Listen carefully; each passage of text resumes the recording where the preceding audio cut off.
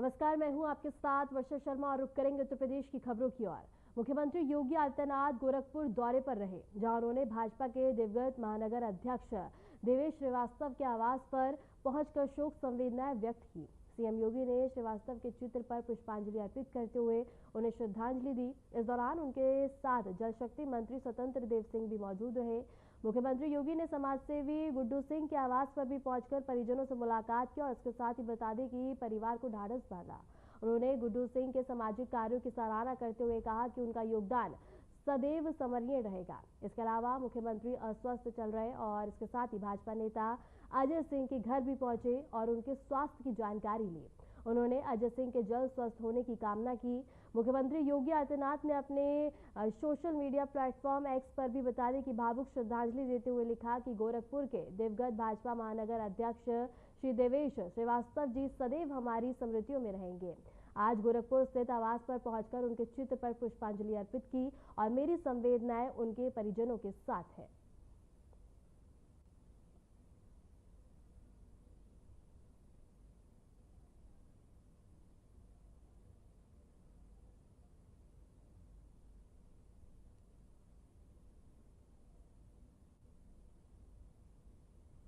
भारत सरकार ने 16वीं जनगणना और जाति आधारित जनगणना के लिए राजपूत अधिसूचना जारी किए जाने के बाद उत्तर प्रदेश के उप मुख्यमंत्री केशव प्रसाद मौर्य ने इसका स्वागत किया है।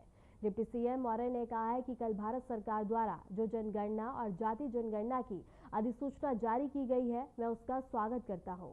उन्होंने आगे कहा कि मुझे विश्वास है कि जिन लोगों का भविष्य अंधकार में था, इससे उनका भविष्य उज्जवल होगा। गौरतलब है कि लंबे समय से विभिन्न सामाजिक संगठनों और राजनीतिक दलों द्वारा जातिगत जनगणना की मांग की जा रही थी।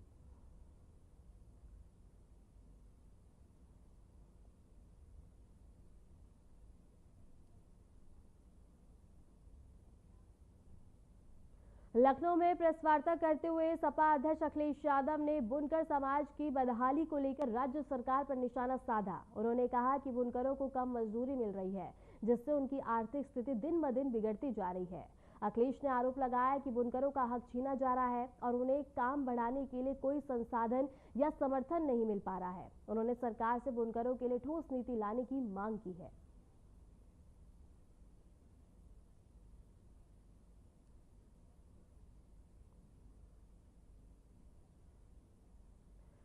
मेरठ के शास्त्री नगर में बने अवैध सेंट्रल मार्केट को लेकर एक बार फिर आवास विकास परिषद की भूमिका सवालों के घेरे में है। सुप्रीम कोर्ट के स्पष्ट आदेश के बावजूद परिषद अब तक अवैध निर्माण को खाली नहीं करा सकी।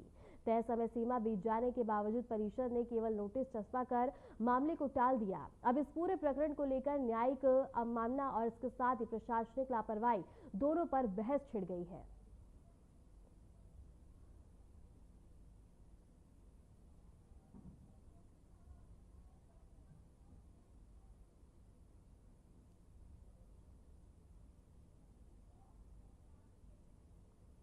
उत्तर प्रदेश के मेरठ जिले के थाना क्षेत्र स्थित फाजलपुर सूर्य कॉलोनी में उस वक्त हड़कंप मच गया जब बाइक सवार नकाबपोश 5 बदमाशों ने बीजेपी पार्षद के घर पर पथराव किया। पथराव से बता दें कि घर का गेट और सामान क्षतिग्रस्त हो गया। घटना के समय पार्षद घर पर मौजूद नहीं थे, लेकिन उनके बच्चे घर के अंदर मौजूद थे। गनीमत रहे कि कोई घायल नहीं हुआ और बदमाशों की एक करतूत सीसीटीवी कैमरे में कैद हो गई, जिसकी मदद से पुलिस बदमाशों की तलाश में जुट गई है। फिलहाल इलाके में दहशत का माहौल बना हुआ है।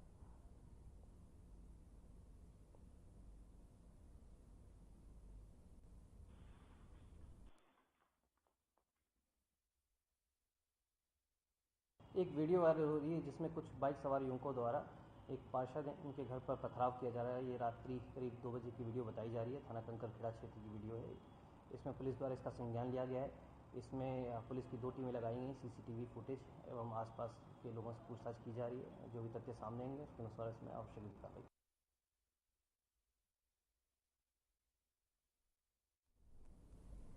आगामी सावन माह में होने वाली कांवड़ यात्रा को लेकर बरेली पुलिस प्रशासन ने तैयारियां पूरी कर ली हैं। श्रद्धालु की सुरक्षा और यात्रा के सुचारू संचालन के लिए वरिष्ठ पुलिस अधीक्षक अनुराग आर्य ने जिले में कांवड़ सेल का गठन किया है।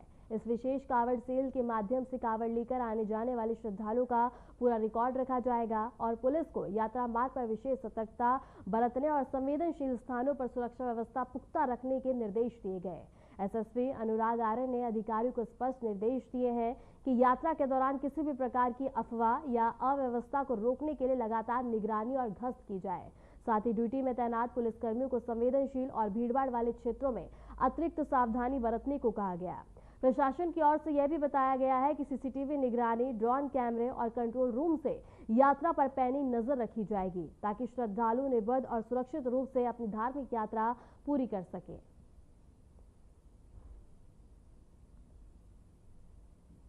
तो किसी प्रकार की कोई असुविधा हो, जो भी शिव मंदिर है इस वर्ष श्रावण मास में जो कावड़ यात्रा का आयोजन होता है उसको दृष्टिगत रखते हुए सभी थाना प्रभारियों को उसकी बेसिक तैयारियों के लिए निर्देशित कर दिया गया है। किस किस थाना क्षेत्र से कितने जत्थे निकलते हैं जो जल लेने के लिए निकलते हैं और किस मार्ग से वो आते हैं, किस मार्ग से जाते हैं, किस वाहन का इस्तेमाल करते हुए जाते हैं, किस तरीके से आते हैं, इसके संबंध में बेसिक डेटा इकट्ठा किया जा रहा है। उन सभी के साथ जो हमारे डिजिटल वॉलंटियर्स हैं और सम्रांत 10 व्यक्ति हैं हर एक थाना क्षेत्र के, उनको भी जोड़ा जा रहा है, उनसे भी सूचनाएं एकत्र की जा रही है। पिछले वर्ष कावड़ सेल का गठन किया गया था, इस वर्ष भी कावड़ सेल का गठन शीघ्र करते हुए और एक बेसिक डेटाबेस तैयार किया जाएगा ताकि किसी को कोई असुविधा ना हो।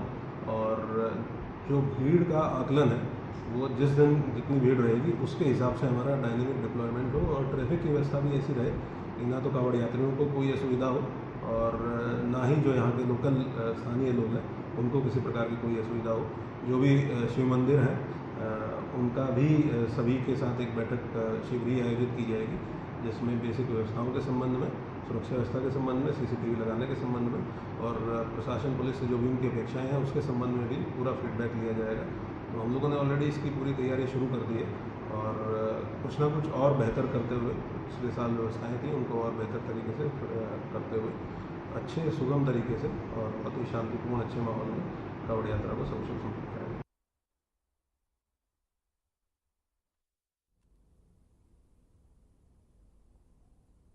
अलीगढ़ के थाना क्षेत्र में रिहायशी इलाके में चल रही एक पेंट बनाने की फैक्ट्री में अचानक से विस्फोट हो गया। धमाके से इलाके में अफरा तफरी मच गई और एक पेंट कारीगर घायल हो गया। इसके साथ ही विस्फोट इतना तेज था कि पास स्थित एक स्कूल की चौथी मंजिल पर केमिकल के अवशेष मिले।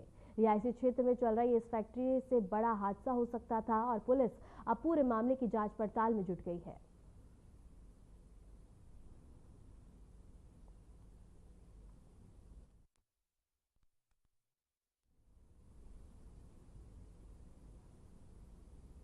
एटा के सगीर थाना क्षेत्र के गांव में जमीनी विवाद के चलते हुई फायरिंग में एक व्यक्ति को गोली लग गई जबकि 2 अन्य घायल। और इसके साथ ही बता दें कि जानकारी के अनुसार खेत से जबरन मिट्टी खोदने को लेकर विवाद हुआ जिसमें दूसरे पक्ष के दबंगों ने बता दें कि गोली मार दी। उसका पुत्र और एक अन्य व्यक्ति मारपीट में घायल हो गया। सूचना पर पहुंची पुलिस ने घायलों को मेडिकल कॉलेज में भर्ती कराया जहां गंभीर रूप से घायल को हायर सेंटर रेफर कर दिया गया। पुलिस का कहना है कि मामले की जांच की जा रही है और तहरीर मिलने पर एफआईआर दर्ज की जाएगी।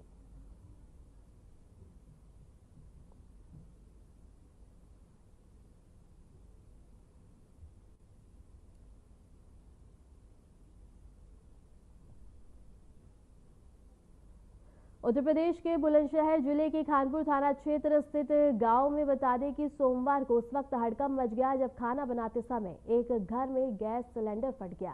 विस्फोट इतना तेज था कि पूरे घर में भीषण आग लग गई और सारा सामान जलकर खाक हो गया। घटना के वक्त घर में मौजूद मां और बेटी ने समय रहते भागकर अपनी जान बचाई जिससे एक बड़ा हादसा टल गया। स्थानीय पड़ोसियों की मदद से बता दें कि कड़ी मशक्कत के बाद आग पे काबू पाया गया और घटना में कोई जनहानि नहीं हुई लेकिन भारी आर्थिक नुकसान होने की आशंका जताई जा रही है। बुलंदशहर से एक खबर है जहां बता दें कि खाना बनाते वक्त फटा गैस सिलेंडर और मां बेटी ने भागकर अपनी जान बचाई और इसके साथ ही बड़ा हादसा होने से टला।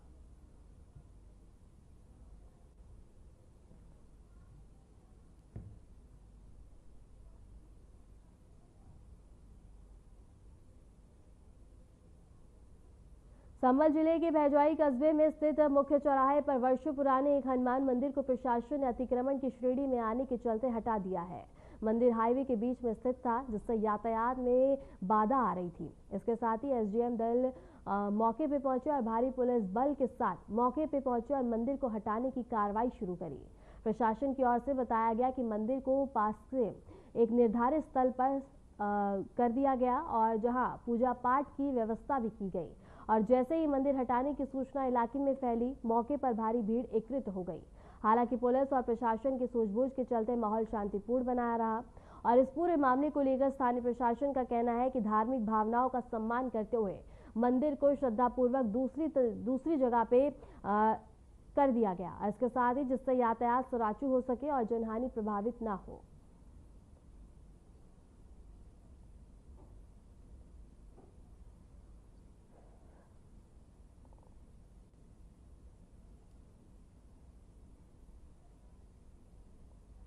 कन्नौज के क्षेत्र में परिवहन विभाग द्वारा सीज की गई बता दें कि प्राइवेट रंग बिरंगी बस से फिर से सड़क पर दौड़ती हुई नजर आई।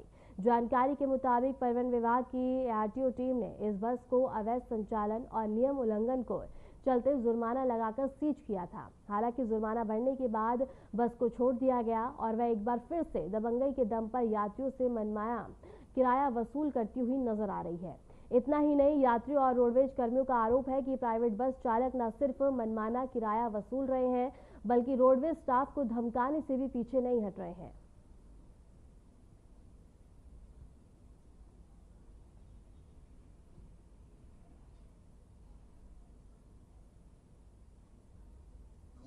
संज्ञान में आया है कि छिबरामऊ डिपो के साथ तो यूपी 82 BT 2520 बस जो है ये लगातार हमारे स्टाफ के साथ उधंता कर रहे हैं और रास्ते पर भी इनके द्वारा हमारे परिचालक विपिन कुमार है उनके साथ मारपीट की गई। आनंद विहार में भी इनके स्टाफ के साथ धमकी दी जाती है इनको कि अगर हमारे आसपास बस लगाई तो हम तुम्हारे विरुद्ध मतलब तरह तरह के फर्जी मुकदमे फंसाने की धमकियां देते हैं और स्टाफ को बहुत ज्यादा परेशान कर रहे हैं रास्ते में। अभी इस बस का हालिया में चालान हुआ है, यादव साहब और वीडियो साहब ने मिलकर चालान किया है, जिसको लेकर अभी बाईपास पर पता पड़ा कि रक्षपाल जो हमारे यहाँ पर बाईपास पर पूरी बाईपास पर कर्मचारी तैनात है यहाँ पर बसों में यात्री बढ़ाने के लिए, उनको भी काफी धमकियां दी गई उनके द्वारा। 25 चालान होने के बाद ये हो रहा है। इस बस का ये आतंक का पर्याय बनी हुई है बस। इसका जो स्टाफ चल रहा है 4-5 इस पर गुंडे मवाली टाइप के लोग चल रहे हैं, डग्गामारी कर रही है दिल्ली तक और दिल्ली तक ये बस डग्गामारी कर रही है। इस पर प्रशासन के द्वारा मतलब एक्शन भी लिया गया परसों, उसके बाद भी ये बस निरंतर चल रही है और हमारे स्टाफ के साथ मारपीट और धमकियां दे रही है। तो इनके द्वारा कभी भी कोई अनहोनी घटना घटित की जा सकती है।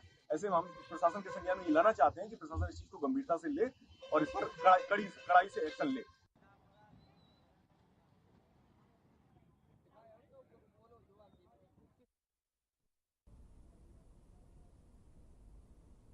कानपुर के गोविंद नगर थाना क्षेत्र के अंडरपास के पास पुलिस और बदमाशों के बीच मुठभेड़ हुई। इसके साथ ही बता दें कि व्यापारी के घर पर फायरिंग कर रंगदारी मांगने वाले बदमाशों को पकड़ने के लिए चेकिंग के दौरान पुलिस ने उन्हें रोका तो बदमाशों ने फायरिंग शुरू कर दी। जवाबी कार्रवाई में एक बदमाश के पैर में गोली लग गई है, जबकि दूसरा मौके से फरार हो गया। पुलिस ने मौके से बाइक, एक तमंचा, मोबाइल और 2 कारतूस के खोखे बरामद किए हैं। इसके साथ ही बता दें कि गोविंद नगर पुलिस की टीम को इस कार्रवाई में सफलता मिली है, जिसके बाद बता दें कि पुलिस टीम की सराहना की जा रही है।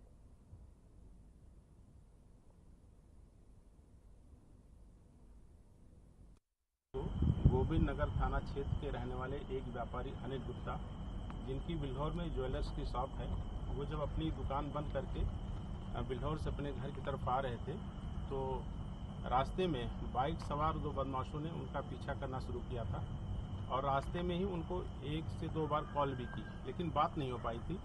जब अनिल गुप्ता अपने घर पर कार से उतर करके अपने घर के अंदर जा रहे थे, तभी 2 बदमाश बाइक से आए और उन्होंने उनके ऊपर फायर किया और फायर करके पुनः दोनों बदमाश वहाँ से भाग गए। थोड़ी देर बाद उनके फ़ोन पर एक कॉल आई और उनसे 50 लाख रुपए की फिरौती की डिमांड की गई और ना देने पर उनको जान से मारने की धमकी दी गई। इस प्रकरण की गंभीरता के दृष्टिगत थाना गोविंद नगर पर एक FIR एक्सटॉर्शन और 307 में पंजीकृत हुई और इसमें CP सर के निर्देशन में करीब 4 टीमें हमारी सक्रिय हुई। हमारी जो मेन क्राइम ब्रांच की टीम है, दक्षिण जोड़ की क्राइम ब्रांच की टीम, सर्विलांस की टीमें और थाना गोविंद नगर की टीमें सक्रिय हुई और सभी ने अपने अपने स्तर से प्रयास करना शुरू किया।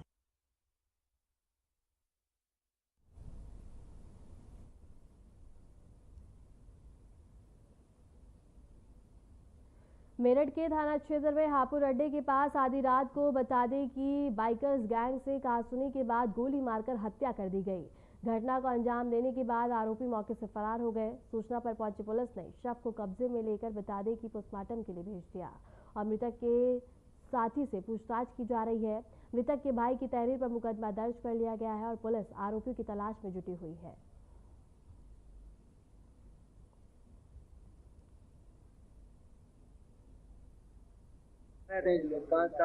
इलाहाबाद। किसी से तो झगड़ा हुआ था आपके भाई का या कुछ?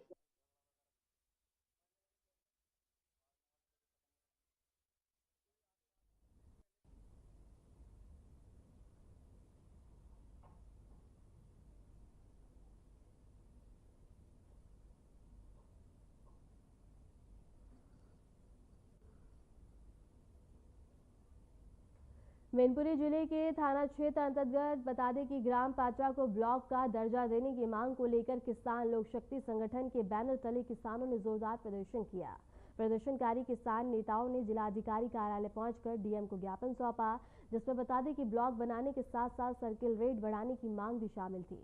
इस अवसर पर संगठन के पदाधिकारियों ने कहा कि क्षेत्र के विकास, प्रशासनिक सुविधा और ग्रामीणों की आवश्यकताओं को देखते हुए ब्लॉक का दर्जा दिए जाना आवश्यक है।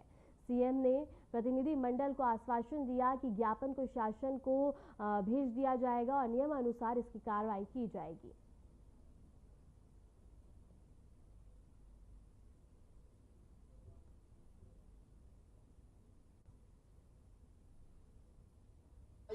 और हमारी जनता ने ही बनवाई है, तो जनता चाहती है कि हमारा पतारा ब्लॉक की मांग कर रहे हैं। कहाँ पे ब्लॉक चाहते हैं? हम पतारा ब्लॉक, और पतारा ब्लॉक बनाने के लिए दूसरी बात जो ये हमारे यहाँ अभी ऑर्डर पड़रिया में एक वो निकल रहा, बाईपास निकल रहा है, वहाँ के सर्किल रेट बहुत कम है। जो सर्किल रेट मैं दिखाऊंगा उससे बहुत ज़्यादा होने चाहिए। दूसरी मांग ये है, और तीसरी मांग एक नाला है, उसकी बहुत बार मांग हो चुकी है, उसमें भी सिस्टम बहुत लेता है, उसको भी बनवाना है। 2-3 मांगे अभी है। खेल तक पानी नहीं पहुँच रहा क्या? नहीं पहुँच। अखिलेश पाल सिंह, राष्ट्रीय उपाध्यक्ष, जय जवान जय किसान लोक शक्ति संगठन। आप एक संगठन के साथ यहाँ मौजूद हैं और जिलाधिकारी के पास आए हैं, क्या पूरा मांग है? पतारा क्षेत्र में ब्लॉक बनवाने की मांग है, सुल्तानपुर पतारा में, और यहाँ जो सर्किल रेट कम है उसके सर्किल रेट बढ़वाने के लिए। अच्छा, ब्लॉक की बात कर रहे हैं तो कहाँ से शुरू करवाई आपने? क्या क्रम कदम उठाए? इसके लिए काफ़ी पहले लोगों को मतलब वो शासन को कई ज्ञापन दिए जा चुके हैं और शासन से मंजूर हुए, लेकिन अभी तक बना नहीं।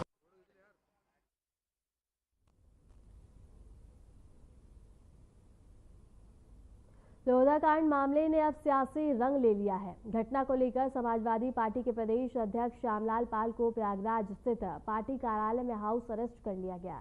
उनके साथ सपा के जिला अध्यक्ष जयाशंकर यादव को भी नजरबंद किया गया। जानकारी के मुताबिक दोनों नेता पीड़ित परिवार से मिलने कौशाम्बी जा रहे थे, लेकिन प्रशासन ने प्रयागराज, कौशाम्बी और प्रतापगढ़ बॉर्डर पर भारी पुलिस बल तैनात कर उन्हें रोका और नजरबंद कर दिया। यह मामला लगातार सामाजिक और राजनीतिक मोड़ लेता जा रहा है। वहीं स्थानीय ग्रामीणों में भी रोष और असंतोष देखने को मिल रहा है।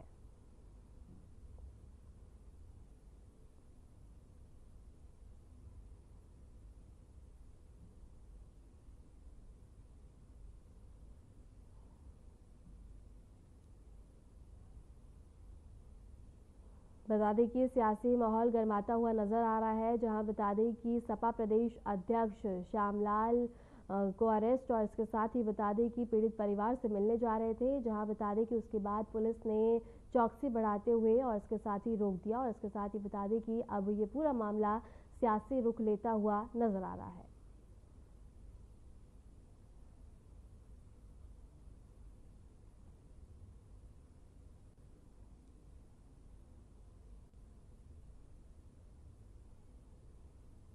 मैनपुरी के थाना करहल क्षेत्र के बिडौरा गांव में जमीनी विवाद को लेकर दो पक्षों में जमकर मारपीट और पथराव हुआ।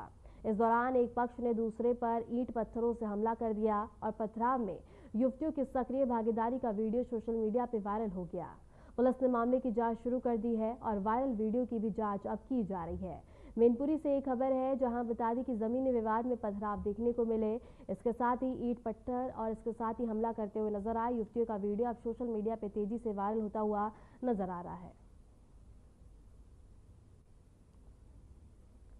मैनपुरी से एक खबर है, जहां बता दें कि दो पक्षों में जमीनी विवाद को लेकर बता दें कि पथराव और लाठी डंडे चलते हुए नजर आए और इसके साथ ही बता दें कि वीडियो सोशल मीडिया पे तेजी से वायरल होता हुआ नजर आ रहा है। इसके साथ ही अब पुलिस पूरे मामले की जांच पड़ताल में लगी हुई है और इसके साथ ही बता दें कि युवतियां पथराव करती हुई नजर आ रही हैं और इसके साथ ही बता दें कि यह वीडियो सोशल मीडिया पे तेजी से वायरल होता हुआ नजर आ रहा है।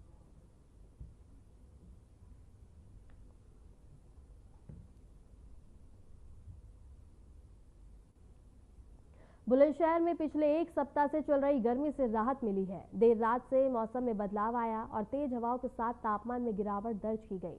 सुबह से आसमान में बादल छाए हुए हैं और जनपद बुलंदशहर के पहाड़ी क्षेत्र में बारिश हुई। बच्चों और युवाओं ने बारिश में नहाकर मौसम का आनंद लिया। पिछले सप्ताह तापमान 40 डिग्री सेल्सियस से ऊपर था। रात से चल रही तेज हवाओं के कारण अब यह 30 डिग्री सेल्सियस तक पहुंच गया है।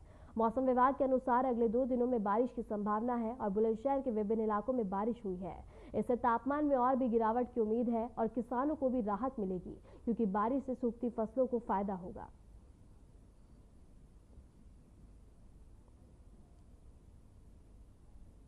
बुलंदशहर से ये खबर है जहां बता दें कि बुलंदशहर में बारिश से 10 डिग्री गिरा पारा और इसके साथ ही तेज हवा और बारिश से गर्मी से लोगों को निजात मिलती हुई नजर आ रही है।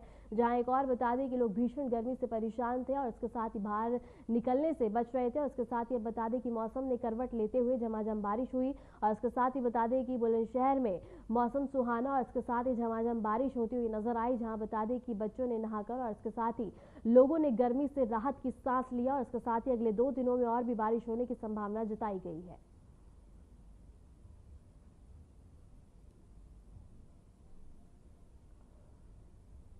बुलंदशहर से ये खबर है जहां बता दें कि झमाझम बारिश से लोगों ने राहत की सांस लिया और इसके साथ ही बता दें कि किसानों के चेहरे भी खिल के आए हैं और इसके साथ ही बता दें कि किसानों की फसलों को फायदा होता हुआ नजर आएगा और इसके साथ ही बता दें कि एक और जहां लोग भीषण गर्मी से परेशान थे और इसके साथ ही बता दें कि चिलचिलाती गर्मी पड़ रही थी और इसके साथ ही अब लोगों ने बता दें कि राहत की सांस ली है जहां कल रात से ही झमाझम बारिश हुई और इसके साथ ही बता दें कि लोगों ने इस मौसम का आनंद लेते हुए नजर आए और इसके साथ ही बता दें कि तेज हवा और बारिश से गर्मी से लोगों को निजात मिलती हुई नजर आई है। 30 डिग्री तापमान रिकॉर्ड दर्ज किया गया और इसके साथ ही बता दें कि झमाझम बारिश के चलते लोगों में खुशी देखने को मिल रही है और इसके साथ ही किसानों की फसलों को भी फायदा होता हुआ नजर आएगा, जिसके चलते किसानों के माथे पे चिंता की लकीरें हटती हुई नजर आई है और इसके साथ ही बता दें कि 30 डिग्री तापमान रिकॉर्ड दर्ज किया गया और इसके साथ ही बुलंदशहर से ये खबर है जहां बता दें कि तेज हवा और झमाझम बारिश से लोगों ने गर्मी से राहत की सांस लिया और इसके साथ ही झमाझम बारिश के चलते लोगों को गर्मी से निजात मिली है